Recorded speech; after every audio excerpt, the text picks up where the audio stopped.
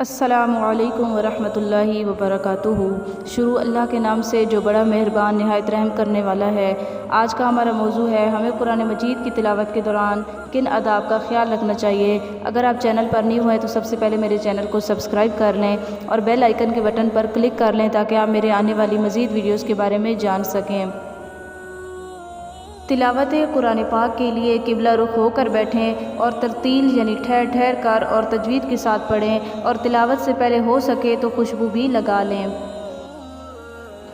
دل میں قرآن پاک کی عظمت ہو کہ یہ اللہ تعالیٰ کی کتاب ہے اور اللہ تعالیٰ کا کلام ہے۔ تلاوت کے دوران معنی میں غور و فکر کریں یعنی قرآن مجید کے معنی کو سمجھیں۔ جب ہم جنت کے بارے میں آیت پڑھیں تو خوش ہو جائیں اور اللہ تعالیٰ سے سوال کریں کہ اے اللہ ہمیں جنت والوں میں سے بنا۔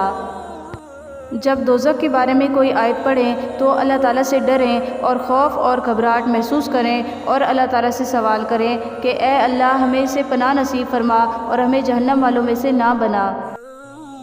حضور اقدس صلی اللہ علیہ وسلم کا ارشاد ہے کہ تم میں سب سے بہتر وہ شخص ہے جو قرآن مجید کو سیکھے اور سکھائے۔ حضور اقدس صلی اللہ علیہ وسلم کا ارشاد ہے کہ قیامت کے دن صاحب قرآن سے کہا جائے گا کہ قرآن شریف پڑھتا جا اور جنت کے درجوں پر چڑھتا جا اور ٹھہر ٹھہر کر پڑھ جیسا کہ تو دنیا میں ٹھہر ٹھہر کر پڑھا کرتا تھا، بس تیرا مرتبہ وہی ہے جہاں آخری آیت پر پہنچے۔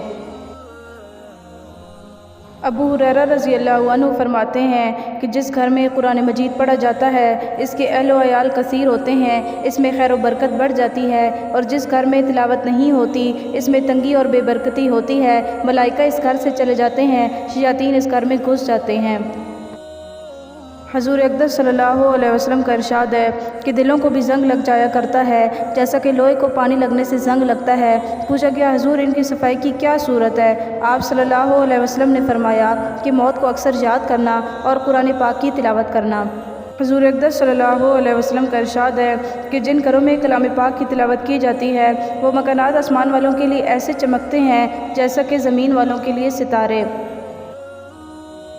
دعا ہے کہ اللہ تعالیٰ قرآن کے ذریعے ہمارے دلوں کو منور فرمائے، قرآن کے ذریعے ہمارے اخلاق کو مزین فرمائے، قرآن کو ہمارے لیے دنیا میں قرینہ بنائے، پل صراط پر نور اور جنت میں رفیق بنائے اور جہنم سے ڈھال بنائے۔